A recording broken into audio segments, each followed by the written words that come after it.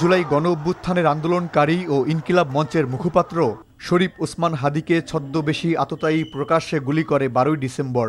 সেই ঘটনায় তখন সারা দেশে তোলপাড় সৃষ্টি হয়। একজন স্বতন্ত্র সংসদ সদস্য পদপ্রার্থীর উপর মোটরসাইকেল আরোহীর গুলির ঘটনায় প্রতিবাদের ঝড় ওঠে সারা দেশে। উন্নত চিকিৎসার জন্য হাদীকে নেওয়া হয় সিঙ্গাপুরে।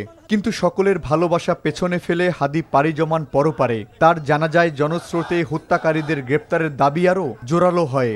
খুনিদের গ্রেপ্তারে আলটিমেটামও দেয় ইনকিলাব মঞ্চ।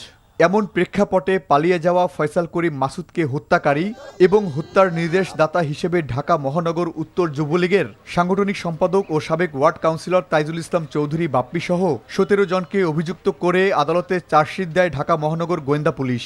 কিন্তু চার্জশিটে হত্যার উদ্দেশ্য এবং এর সাথে জড়িত খলনায়কদের সামনে আনা হয়নি। অনেকটা জোড়াতালি দিয়ে দায়সারা একটি প্রতিবেদন বলে মনে করছেন মামলার বাদী ও ইনকিলাব মঞ্চের সদস্য সচিব আব্দুল্লাহ আল জাবের। জাবেরের পক্ষে অ্যাডভোকেট মুস্তাফিজুর রহমান মুকুল এ বিষয়ে শুনানিতে দাবি করেন, এই অভিযোগপত্রের মাধ্যমে হাদী হত্যার মূল আসামি বা ঘটনা উন্মোচিত করা হয়নি। এই এক্সিকিউটরদেরকে যারা সেফ এক্সিট করে দিয়েছে, আপনারা জানেন যে 7 জন 8 জন আসামিকে এখন পর্যন্ত গ্রেপ্তারই করে নাই, যারা মূল হত্যার সাথে জড়িত। এই পুরো চেইনটাকে এই চার্জশিটে আমরা অনুপস্থিত দেখেছি।